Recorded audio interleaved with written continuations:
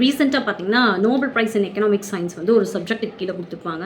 அந்த சப்ஜெக்ட் என்னென்னா how institutions form and affect prosperity of a country or nation. இந்த subject பார்த்தீங்கன்னா ஃபுல்லாகவே எதை பேஸ் பண்ணியிருக்குன்னா யூரோப்பியன் காலனைசேஷனை பற்றி சூப்பராக எக்ஸ்பிளைன் பண்ணியிருப்பாங்க. இஃப் யூ வாண்ட் டு அதை பற்றி தெரிஞ்சுக்கணும்னு நீங்கள் நினச்சிங்கன்னா இந்த வீடியோவை நீங்கள் கண்டிப்பாக போய் பார்க்கணும்.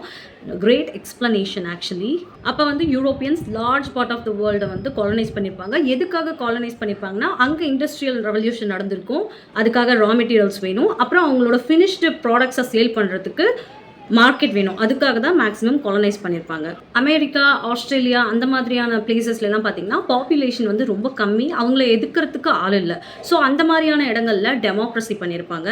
இந்தியாவில் வந்து ஆல்ரெடி பீப்புள் வந்து ரொம்ப வாஸ்ட்டாக இருக்கிறனால அவங்க உள்ளே வரப்போ ஆப்போஸ் பண்ணுறது தான் ஜாஸ்தி. ஸோ அதனால் ஆப்போஸ் பண்ணுற இடத்துல என்ன பண்ணுவாங்கன்னா ரிசோர்ஸஸை எக்ஸ்ட்ராக்ட் பண்ணியிருப்பாங்க. அந்த எக்ஸ்ட்ராக்ஷனுக்காக நடந்த சில ப்ராசஸ் தான் பார்த்தீங்கன்னா வந்து ஜமீன்தாரி, மஹல்வாரி, ராய்ட்வாரி இந்த மாதிரியான இன்ஸ்டிடியூஷன்ஸை ஃபார்ம் பண்ணி நம்மளோட ரிசோர்ஸஸை எக்ஸ்ட்ராக்ட் பண்ணியிருப்பாங்க.